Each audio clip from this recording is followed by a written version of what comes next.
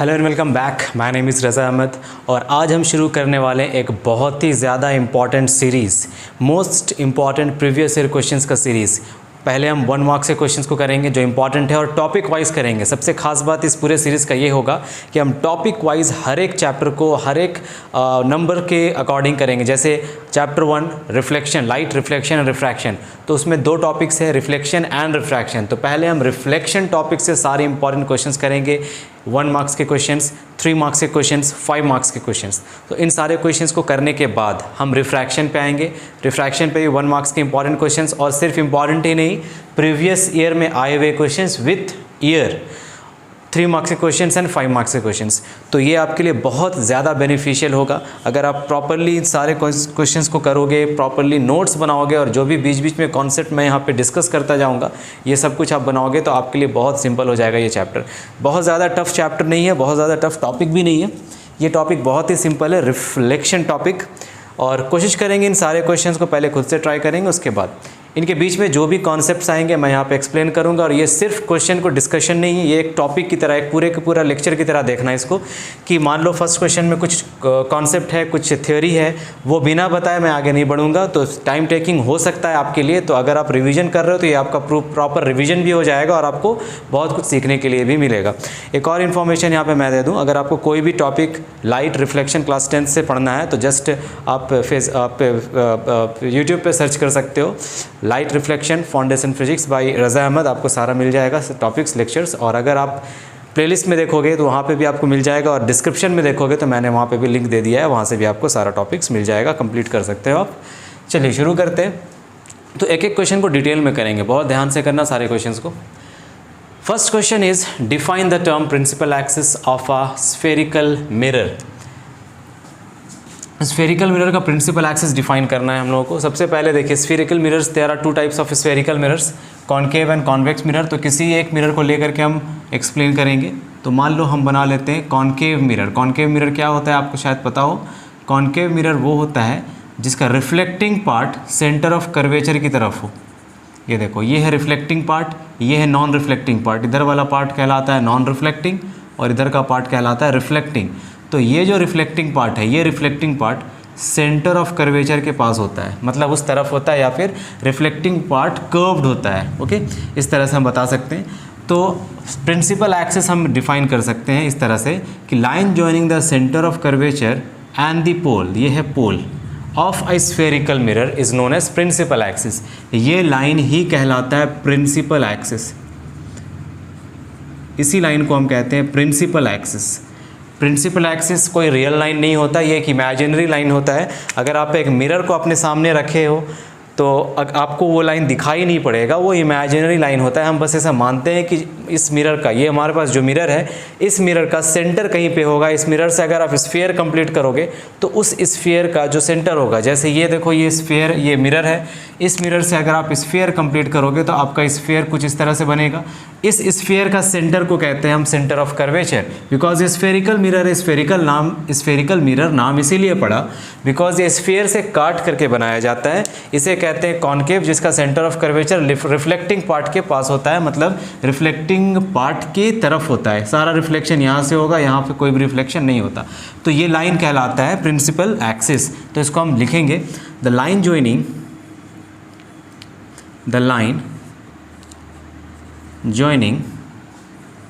the center of curvature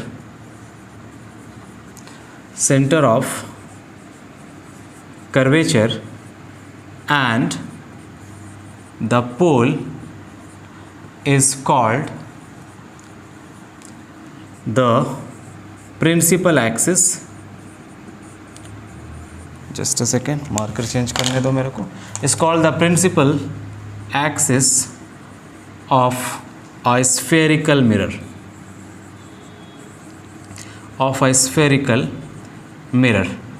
समझ गए?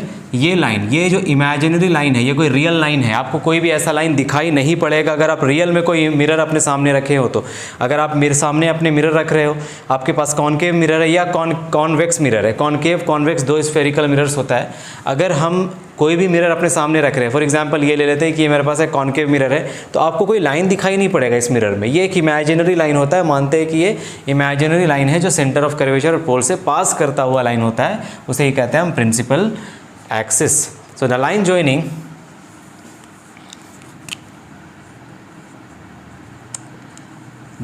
the center of curvature and the pole is called the principal axis of a spherical mirror। यहाँ पे बच्चों क्या गलती करने का चांसेस है, ये देखो, यहाँ पे अगर आप स्फेरिकल मिरर छोड़ देते हो तो ये आंसर आपका गलत हो जाएगा। आपको यहाँ तक लिखना पड़ेगा, the line joining the centre of curvature and pole is called the principal axis. सिर्फ आप यहाँ तक लिखते हो तो आपका आंसर गलत हो जाएगा। अक्सर ये देखा गया है कि बच्चे ये चीज़ छोड़ देते हैं। आपसे क्या पूछा जा रहा है, प्रिंसिपल एक्सिस। देखो प्रिंसिपल एक्सिस लेंसेज में भी होता है, प्रिंसिपल एक्सिस और भी जगह होता है, लेकिन अब किसका प्रिंसिपल एक्सिस, आप देखो किसका पूछा गया है आपसे, स्फेरिकल मिरर का प्रिंसिपल एक्सिस आपसे पूछा गया है, तो यहाँ पे ये टर्म डालना ज़रूरी है। It is known as the principal axis of a spherical mirror.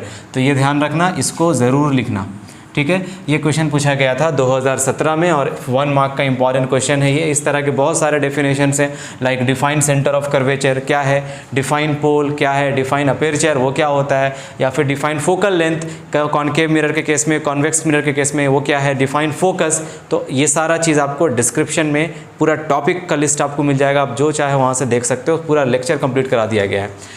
Question number 2 करते हैं। सिंपल सा थ्योरी क्वेश्चन था ये, 1 मार्क्स का क्वेश्चन था ये। आइए क्वेश्चन नंबर 2 करेंगे। क्वेश्चन नंबर 2 है, right 2 different uses of concave mirrors. Now ये टॉपिक बहुत ज़्यादा इंपॉर्टेंट है बच्चों एग्जाम से पहले इन टॉपिक्स को करके जाना। एक uses of concave mirror as well as convex mirror.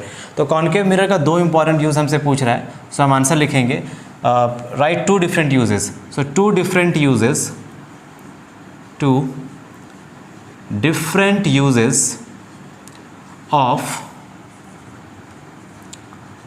concave mirrors are, number 1, concave mirror is used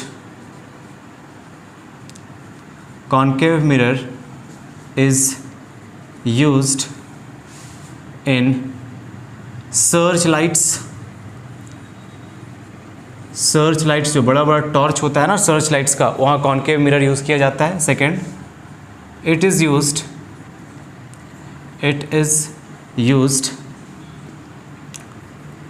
in the headlights of the car, in the headlights of car और vehicle लिख सकते हैं। तो ये 2 इंपॉर्टेंट यूज़ हुआ concave mirror का। और भी बहुत सारा यूज़ है, जैसे इसे डेंटिस्ट के द्वारा यूज़ किया जाता है। Dentist use this concave mirror to see the large image of your teeth. और सर्च लाइट में यूज़ किया जाता है इसे, या सोलर फर्नेसेस में यूज़ किया जाता है इसे, हेडलाइट्स ऑफ अ कार में यूज़ किया जाता है इसे। तो कॉन्केव मिरर का बहुत सारा यूजेस है। अच्छा ये देखो, ये जो एप्लीकेशन आपको दिया गया है कि concave mirror is used in the search light में जब कॉन्केव मिरर यूज़ किया जाता है तो सर्च लाइट में वो कॉन्केव मिरर होता कहाँ है, कई बार ये क्वेश्चन पूछ देता है। तो जैसे कि मान लो ये आपका टॉर्च है, इस तरह से यहाँ पे आपने बल्ब लगा कर रखा है, ये बल्ब है और ये टॉर्च है, इस तरह से होता है टॉर्च।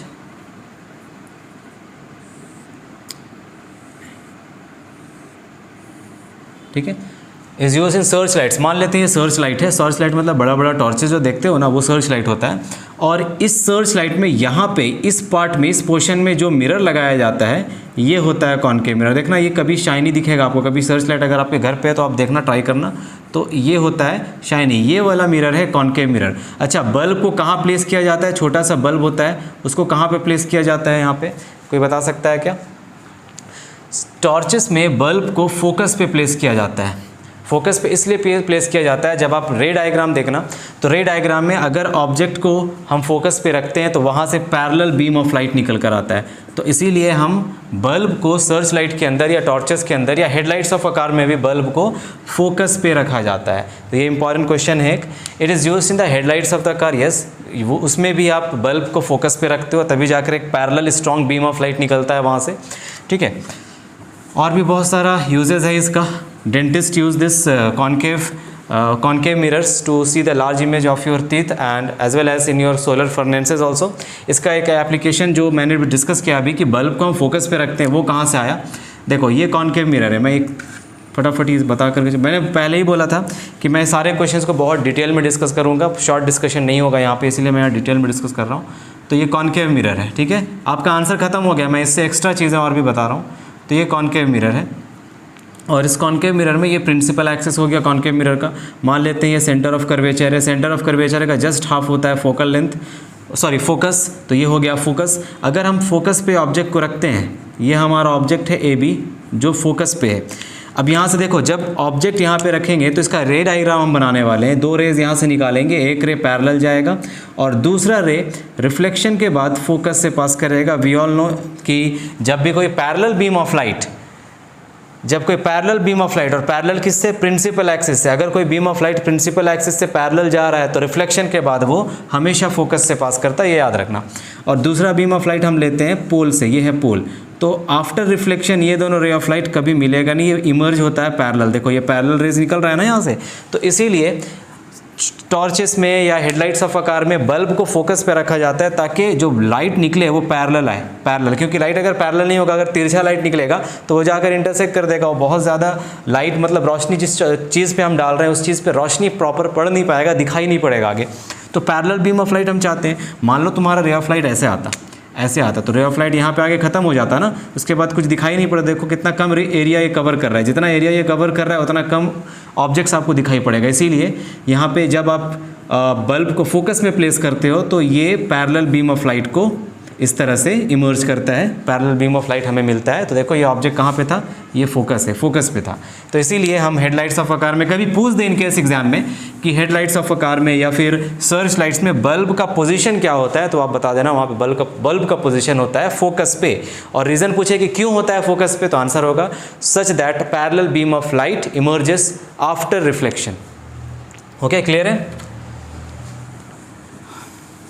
क्वेश्चन नंबर 3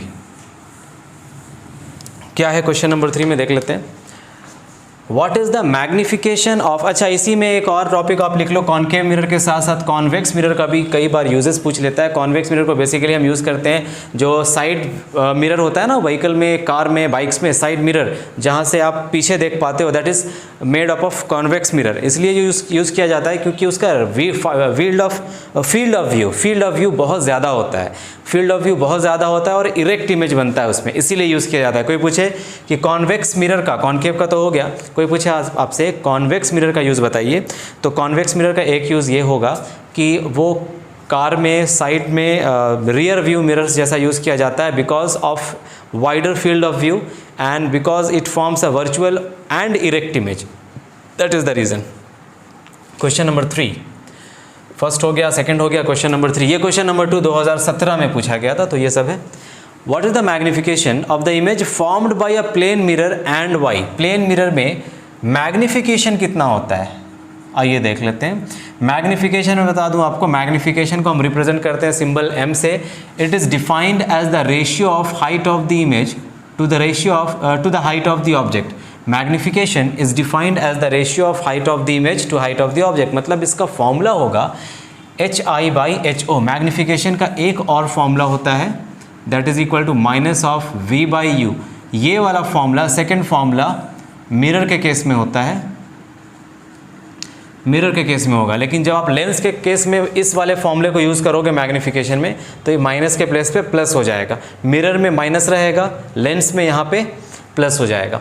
और ये दोनों, ये फॉर्मूला लेंस में भी यही रहेगा और मिरर में भी यही रहेगा। लेंस और मिरर में ये सेम होता है क्योंकि ये डेफिनेशन से आता है ना। Magnification is defined as height of the image to that of height of the object, ratio of height of the image to that of height of the object. मतलब हम देखते हैं हाइट ऑफ द इमेज कितना बड़ा बना height of the object से। आइए अब क्वेश्चन देखते हैं, what is the magnification of the image for. अच्छा एक और बात, यहाँ पे मैग्निफिकेशन का कोई ऐसा यूनिट नहीं होता, it has no SI unit. Why? Because it is the ratio of two similar quantities. It is the ratio of two similar quantities. कोई पूछे क्यों नहीं होता, तो आंसर है because it is the ratio of two similar quantities. अब question पे आते हैं, what is the magnification of the image formed by a plane mirror. अच्छा ये बताओ, आपके घर पे ड्रेसिंग टेबल पे कौन सा मिरर लगा हुआ है? प्लेन मिरर है। अगर आप अपना फेस उस प्लेन मिरर में देखते हो तो आपका फेस कैसा दिखता है? जैसे आप रियल में हो वैसा दिखता है, या फेस थोड़ा बड़ा दिखता है, या फेस थोड़ा छोटा दिखता है? आंसर होगा फेस बिल्कुल जैसा है वैसा ही दिखता है, जिस शेप का है जिस साइज़ का है वैसा ही दिखता है। या फिर एक एग्जांपल ले लो, मान लो ये प्लेन मिरर है, ये हमारा प्लेन मिरर है, ये हमारा प्लेन मिरर है। अब ये बताओ, इस प्लेन मिरर के सामने अगर मैं इस मार्कर को रखूं तो इस मार्कर का साइज़ अलग हो जाएगा क्या? नहीं, सेम साइज़ होगा। क्या इस मार्कर का डिस्टेंस प्लेन मिरर से अलग हो जाएगा क्या? नहीं। अगर मैं यहाँ पे एक ऑब्जेक्ट रख रहा हूँ, एक मार्कर रख रहा हूँ AB, ये ऑब्जेक्ट है मेरा, तो इसका इमेज इसके मिरर के पीछे बनेगा और जिस साइज़ का ये है उसी साइज़ का बनेगा। इमेज बना A', B'। यहाँ पे दो चीज़ें हैं, हाइट ऑफ द ऑब्जेक्ट, इसे कहते हैं height of the object. Initially object ये था, हाइट ऑफ द ऑब्जेक्ट, और ये जो इमेज बना है इसे कहते हैं हाइट ऑफ द इमेज। क्या आप ये बोल सकते हो that height of the object और height of the image, plane mirror के केस में इमेज भी उसी हाइट का बनता है जिस हाइट का ऑब्जेक्ट होगा? क्या हम बोल सकते हैं? ये समझ पा रहे हैं? प्लेन मिरर के केस में जिस हाइट का ऑब्जेक्ट होगा उसी हाइट का इमेज बनेगा। मतलब height of the object is equal to height of the image. अगर ऑब्जेक्ट 2 सेंटीमीटर का है तो इमेज भी कितना बनेगा? 2 सेंटीमीटर का बनेगा। मैग्निफिकेशन है HI/HO, magnification is equal to HI divided by HO। अब HI अगर 2 सेंटीमीटर का है तो HO भी 2 सेंटीमीटर ही होगा। 2 कट गया, कितना आ गया? 1, और यहाँ पे हम लिखेंगे +1। तो बताओ मैग्निफिकेशन कितना आ रहा है प्लेन मिरर के केस में? देखो 1 आ रहा है। क्या? क्योंकि दोनों सेम हाइट का था, दोनों का रेशियो कट गया, कैंसिल हो गया, तो 1 आ गया। अब सिर्फ 1 नहीं लिखना है, यहाँ पे +1 लिखना है, ठीक है? प्लस मैग्निफिकेशन प्लस भी हो सकता है, माइनस भी हो सकता है, मैं बताऊंगा यहाँ पे आगे इसका मतलब क्या होता है। तो हमारा आंसर क्या है? What is the magnification of the image produced by a plane mirror? तो लिखेंगे magnification of the image produced by a plane mirror is +1। Plus मत छोड़ना, प्लस लिखना है, +1। रीजन है y +1। आंसर होगा because height of the image is equal to height of the object in case of a plane mirror. Plane mirror का ये property होता है, जिस हाइट का ऑब्जेक्ट होगा उसी हाइट का इमेज होगा। ये पहला प्रॉपर्टी होता है प्लेन मिरर का। दूसरा प्रॉपर्टी होता है कि ऑब्जेक्ट जितना दूर प्लेन मिरर से रखा जाए, इमेज भी उसी दूरी पे बनता है जिस दूरी पे ऑब्जेक्ट होता है। मान लो ऑब्जेक्ट को 5 मीटर दूर रखें प्लेन मिरर से, तो इमेज भी 5 मीटर दूर पे ही दिखाई पड़ेगा आपको प्लेन मिरर से। समझ गए? रीज़न समझ आ गया? रीज़न होगा because height of the image and height of the object is equal. अब आगे समझो, मैग्निफिकेशन का कोई ऐसा यूनिट नहीं होता because it is the ratio of 2 similar quantities. आगे क्या है? आगे कुछ और इन्फॉर्मेशन। मैग्निफिकेशन पॉजिटिव हो सकता है, मैग्निफिकेशन नेगेटिव भी हो सकता है। पॉजिटिव कब कब होगा? जब हमारा इमेज वर्चुअल और इरेक्ट बने, मतलब सीधा बने। प्लेन मिरर के केस में सीधा इमेज बन रहा था, ऑब्जेक्ट सीधा रख रहे थे, इमेज भी सीधा दिखाई पड़ता है। जैसे आप प्लेन मिरर के सामने खड़े हो जाओ तो आपका सर ऊपर पैर नीचे दिखाई पड़ेगा। कभी ऐसा नहीं होगा कि सर नीचे और पैर ऊपर हो जाए, नहीं। अगर आप सीधे खड़े हो तो आपका इमेज भी सीधा बनेगा, तो उसे कहते हैं वर्चुअल एंड इरेक्ट। वर्चुअल मतलब जो हम एनीवेज वर्चुअल आगे सिखाएंगे, वर्चुअल में भी आप कन्फ्यूज़ हो जाओगे। वर्चुअल का पूरा डिटेल में समझना है तो आप लेक्चर देख लेना। नेगेटिव तब होगा जब इमेज रियल और इन्वर्टेड बने, रियल एंड इन्वर्टेड। इन्वर्टेड मतलब उल्टा बना। अगर ऑब्जेक्ट ऐसे है और इमेज ऐसे बन रहा है तो ये इन्वर्टेड हो गया। तो पॉजिटिव मैग्निफिकेशन का मतलब है कि आपका जो इमेज हो रहा है, इमेज बन रहा है, वो वर्चुअल और इरेक्ट बन रहा है। और नेगेटिव मैग्निफिकेशन का ये मीनिंग है कि आपका इमेज इन्वर्टेड बन रहा है और रियल बन रहा है, ठीक है? रियल और वर्चुअल में एक बेसिक डिफरेंस याद रखना, रियल इमेजेस को हम स्क्रीन पे ऑब्टेन कर सकते हैं और वर्चुअल इमेजेस को हम स्क्रीन पे ऑब्टेन नहीं कर सकते। याद रखना ये चीज़। स्क्रीन मतलब किसी भी चीज़ का आप स्क्रीन बना सकते हो। ये मेरा वाइट बोर्ड भी एक स्क्रीन बन जाएगा, आपका बुक वो भी एक स्क्रीन बन जाएगा। कोई भी ऐसा ऑब्जेक्ट जिसके ऊपर आप इमेज बना पाओ वो स्क्रीन कहलाता है। तो रियल ऑब्जेक्ट को, रियल मतलब ये सच हो गया ना, रियल मतलब सच, उसको हम स्क्रीन पे ऑब्टेन कर पाएंगे और वर्चुअल को स्क्रीन पे ऑब्टेन नहीं कर पाएंगे। दूसरा चीज़, मैग्निफिकेशन इक्वल टू 1 हो सकता है, मैग्निफिकेशन ग्रेटर देन 1 भी हो सकता है और मैग्निफिकेशन लेस देन 1 भी हो सकता है। दो बातें हैं यहाँ पे। सबसे पहले तो मैग्निफिकेशन पॉजिटिव नेगेटिव दोनों हो सकता है। पॉजिटिव तब होगा जब वर्चुअल और इरेक्ट इमेज बनेगा, नेगेटिव तब होगा जब रियल और इन्वर्टेड बनेगा। और मैग्निफिकेशन इक्वल टू 1 होगा, ग्रेटर देन 1 होगा, लेस देन 1 होगा, सब हो सकता है। अगर मैग्निफिकेशन इक्वल टू 1 आ रहा है तो इसका ये मतलब है कि इमेज का हाइट और ऑब्जेक्ट का हाइट दोनों बराबर है, जैसे प्लेन मिरर के केस में क्वेश्चन नंबर 3 में जैसे प्लेन मिरर के केस में आ रहा था, अगर ऑब्जेक्ट मैग्निफिकेशन 1 आ रहा है तो height of the image is equal to height of the object. Magnification अगर 1 से बड़ा आ रहा है तो height of the image is greater than height of the object. Image बड़ा बना है, जितना ऑब्जेक्ट इतना छोटा सा, मान लो ये ऑब्जेक्ट है, ऑब्जेक्ट इतना छोटा सा है और इसका इमेज ये बन रहा है, तो ऑब्जेक्ट से बड़ा इमेज बन रहा है, तो इस केस में मैग्निफिकेशन होता है कि कितना मैग्नीफाई हुआ, कितना बढ़ा, तो बढ़ जाएगा तो इमेज बढ़ जाएगा, तो मैग्निफिकेशन 1 से बड़ा आएगा। और मैग्निफिकेशन लेस देन 1 तभी आएगा जब height of the image is less than height of the object. Height of the object छोटा होगा और हाइट ऑफ द इमेज छोटा हो जाएगा और हाइट ऑफ द ऑब्जेक्ट बड़ा हो जाएगा। अगर इमेज छोटा हो गया, ऑब्जेक्ट का कुछ हाइट है, मान लो ऑब्जेक्ट 10 मीटर बड़ा है और इमेज आ रहा है 5 मीटर, तो कम हो गया ना, तो मैग्निफिकेशन उस केस में कम आएगा। तो ये इंपॉर्टेंट है, इसको कॉपी कर लेंगे जल्दी। फिर क्वेश्चन नंबर 4,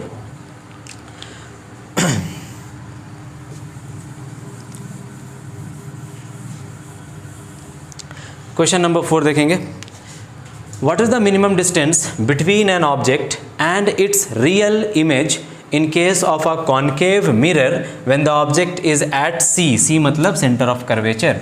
आइए देख लेते हैं, इसका रे डायग्राम हमें बनाना पड़ेगा। तो क्या क्या इन्फॉर्मेशन है हमारे पास, हमें बता दिया गया है what is the minimum distance between an object and it's real image in case of a concave mirror. हमारे पास एक कॉन्केव मिरर है, ये रहा हमारा कॉन्केव मिरर, ये रहा हमारा कॉन्केव मिरर, और मान लेते हैं ये हमारा है सेंटर ऑफ कर्वेचर, ये हमारा है centre of curvature.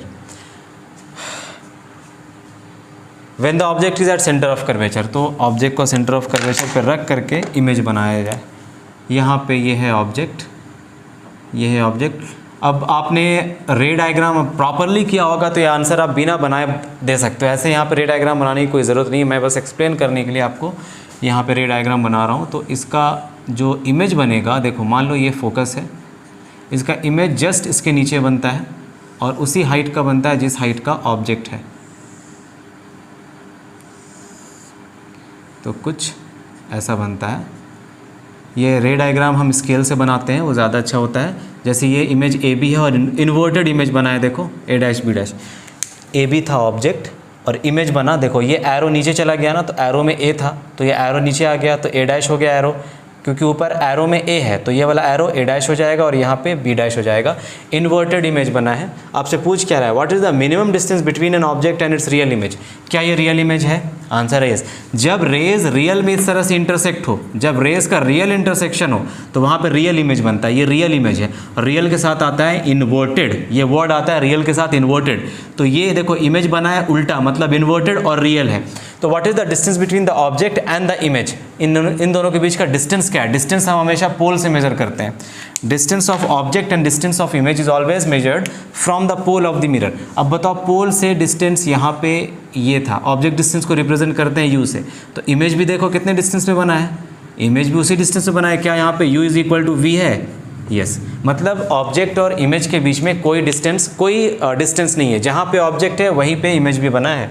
What is the minimum distance? Minimum distance कितना है? 0। दोनों के बीच में कोई डिस्टेंस ही नहीं है, इमेज भी यहीं पे बन रहा है और ऑब्जेक्ट भी यहीं पे बन रहा है, दोनों के बीच में डिस्टेंस ही नहीं है।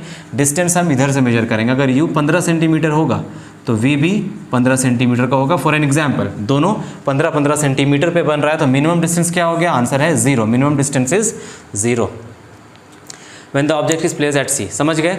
यहाँ पे याद रखना, ये बहुत इंपॉर्टेंट है। रे डायग्राम, जितना भी मिरर्स में रे डायग्राम मैंने कराया हुआ है, डिस्क्रिप्शन में जाओ, लिंक चेक करो, सारा रे डायग्राम कंप्लीट करो और position of the image, nature, size सब कुछ याद करके रखो। बहुत बार पूछता है क्वेश्चन में रे डायग्राम से। ये क्वेश्चन भी रे डायग्राम से था, देखो। और कौन सा क्वेश्चन था रे डायग्राम से? ये भी इनडायरेक्टली रे डायग्राम से ही बोलेंगे। ओके, रे डायग्राम से बहुत क्वेश्चन आता है। तो दोनों के बीच में मिनिमम डिस्टेंस हो गया 0।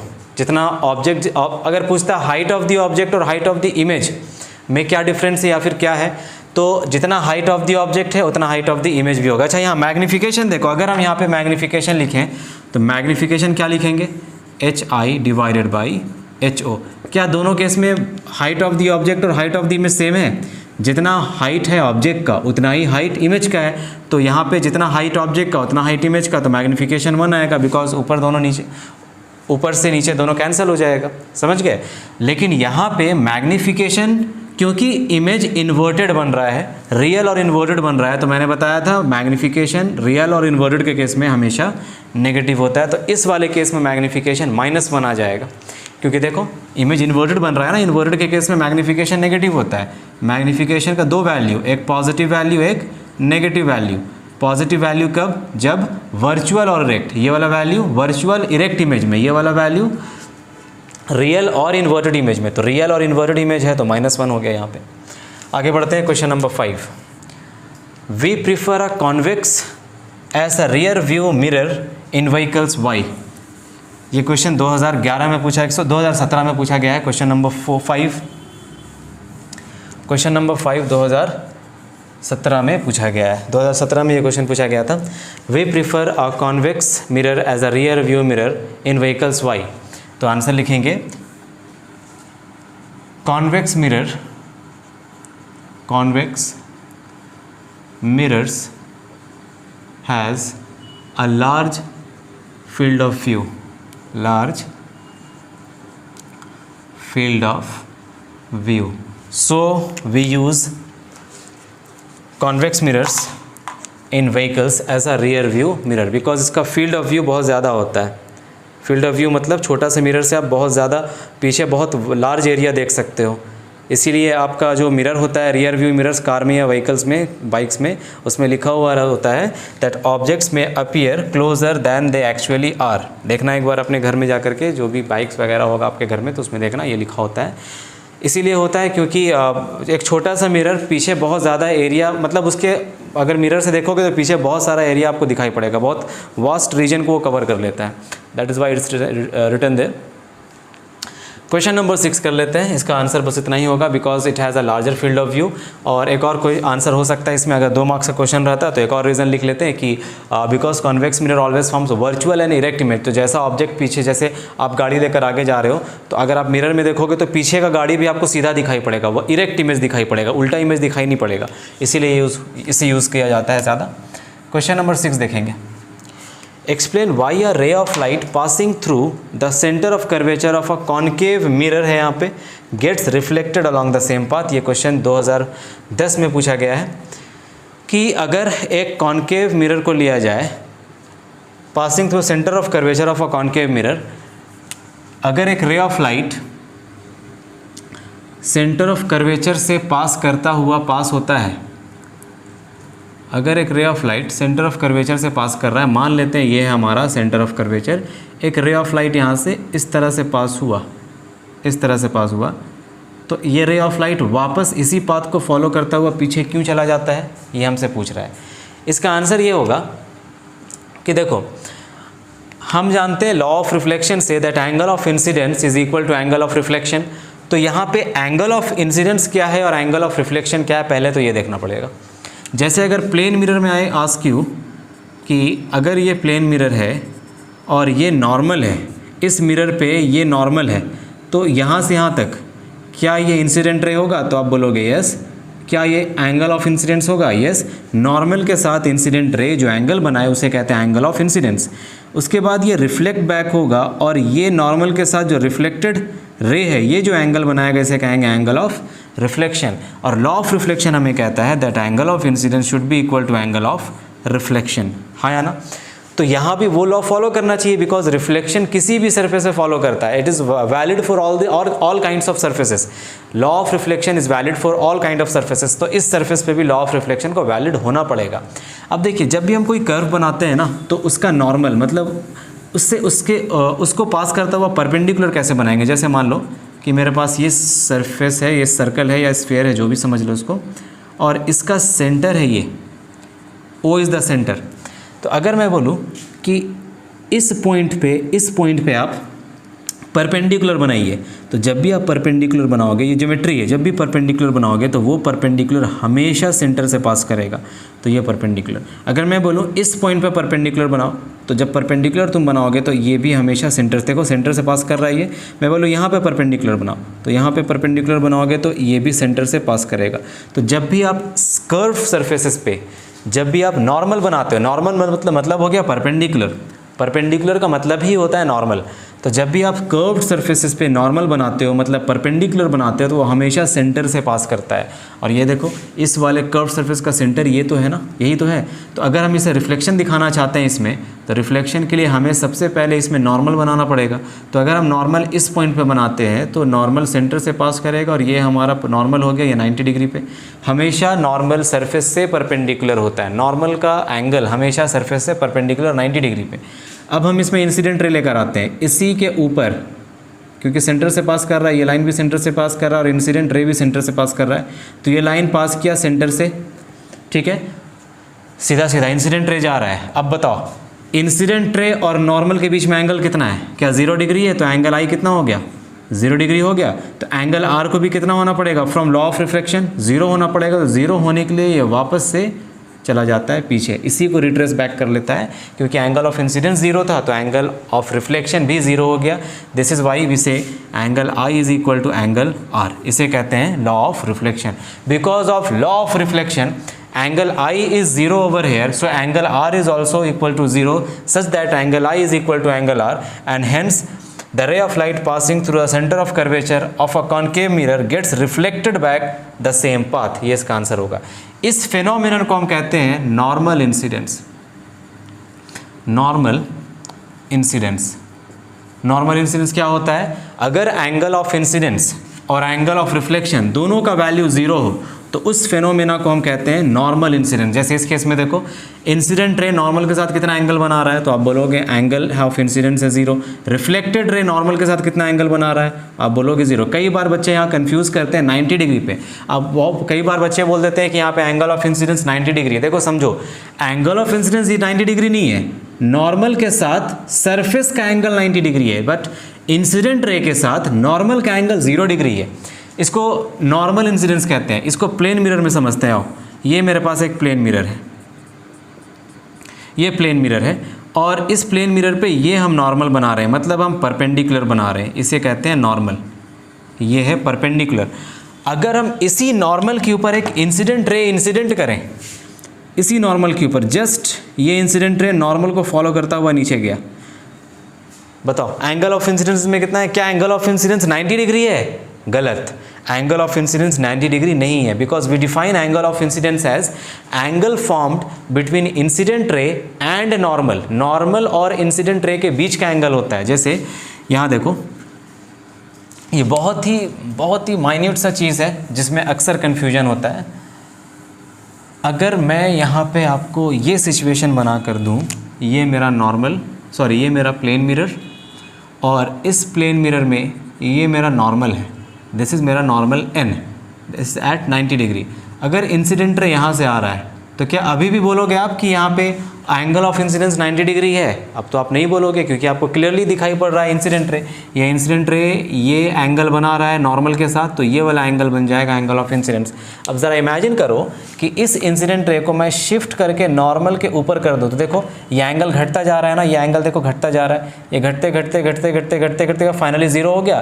तो ये वाला कंडीशन है यहाँ पे, नॉर्मल और एंगल ऑफ इंसिडेंस एक ही लाइन पे लाई कर रहा है, तो यहाँ पे एंगल ऑफ इंसिडेंस हो गया 0। अब क्योंकि एंगल ऑफ इंसिडेंस 0 है तो लॉ ऑफ रिफ्लेक्शन से एंगल ऑफ रिफ्लेक्शन भी 0 होगा, और रिफ्लेक्टेड रे वापस उसी पाथ को फॉलो करता हुआ वापस चला जाएगा।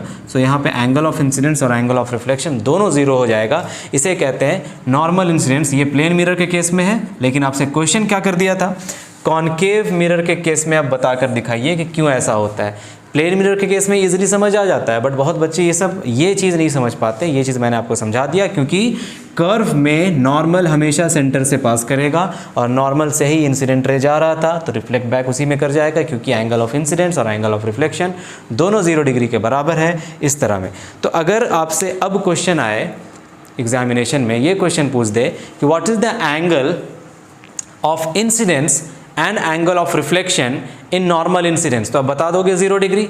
यस, आपका आंसर होगा 0 डिग्री। बट ये पूछे what is the angle formed between incident ray and the plane of the mirror, incident ray and the plane of the mirror, अब आंसर 90 डिग्री होगा। बट एंगल ऑफ इंसिडेंस ये है, normal के साथ incident ray 0 degree, angle of reflection 0 degree, लेकिन plane of the mirror के साथ angle of incidence का प्लेन ऑफ द मिरर के साथ इंसिडेंट रे का एंगल 90 डिग्री। तो ये थे कुछ बेस्ट 6 क्वेश्चन जहाँ पे मैंने आपको कॉन्सेप्ट भी बताया, थ्योरी भी बताया और कुछ क्वेश्चंस मैंने डिटेल में भी डिस्कस किया। तो इस तरह से हम जो भी क्वेश्चंस करेंगे प्रीवियस ईयर क्वेश्चंस, जो भी प्रीवियस ईयर क्वेश्चंस करेंगे उनमें हम सारे क्वेश्चंस को डिटेल डिस्कशन करेंगे, कहाँ पे मिस्टेक्स होने के चांसेस होते हैं, कहाँ पे मिस्टेक होने का चांसेस नहीं होता है, ताकि आपको रिवीजन भी होता जाए, आपका प्रिपरेशन भी अच्छा होता जाए। जो भी लेक्चर मैंने बताया, जो भी क्वेश्चंस मैंने कराया है, उन सारे क्वेश्चंस को लिख करके रिवीजन करते रहेंगे। ठीक है, till then thank you very much and best of luck. अच्छे से प्रिपेयर करते रहना। नेक्स्ट क्लास में मिलते हैं फिर। Thank you.